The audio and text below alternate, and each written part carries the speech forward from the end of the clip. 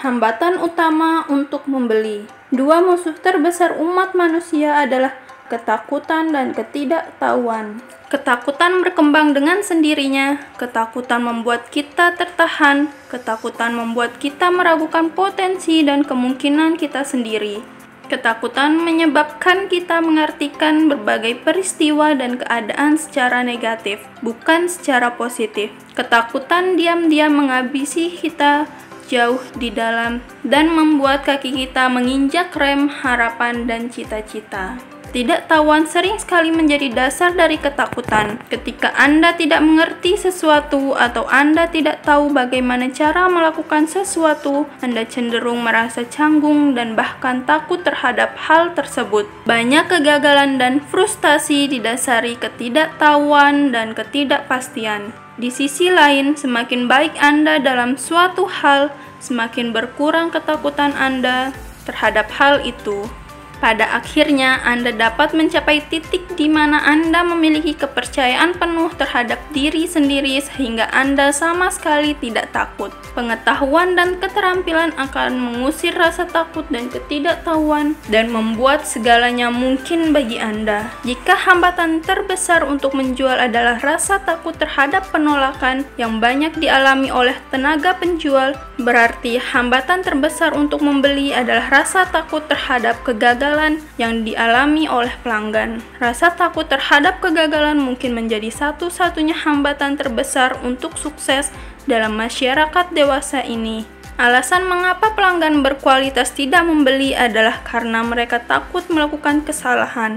Mereka takut tersangkut dengan produk atau jasa yang salah. Mereka takut membayar terlalu besar atau menemukan harga yang lebih murah di tempat lain. Mereka takut bahwa jika produk atau jasa tersebut rusak, Anda atau perusahaan Anda tidak dapat memperbaikinya, dan produk atau jasa itu pun akan dibiarkan. Anda sebagai seorang tenaga penjual adalah melihat Anda sebagai seorang yang berusaha menjual sesuatu pada mereka dengan harga yang terlalu mahal dan tidak berfungsi seperti yang dijanjikan. Ia akan merespon dengan skeptis, curiga, dan tidak ramah, menolak, dan tegang. Untuk lari dari pengalaman yang berpotensi negatif ini, mereka akan mengeluarkan kalimat seperti, "Kami sedang tidak ingin membeli apa-apa.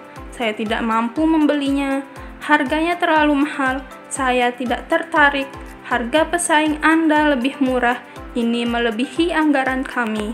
Anda pernah mendengar respon-respon ini dan banyak lagi, berulang kali. Tetapi pikirkanlah, jika itu semua benar, berarti tidak akan ada penjualan yang terjadi pada siapapun, karena hampir semua pelanggan merespon penawaran awal penjualan dengan salah satu pernyataan di atas. Penolakan pada awal penjualan sudah dapat diperkirakan karena adanya rasa takut terhadap kegagalan. Rasa takut membuat keputusan membeli yang salah. Selalu lebih mudah untuk mengatakan hal ini sejak awal, "Saya tidak tertarik," daripada melakukan kesalahan dan berakhir dengan rasa marah dan frustasi. Dalam banyak percakapan penjualan, Anda memiliki yang terburuk dari dua dunia.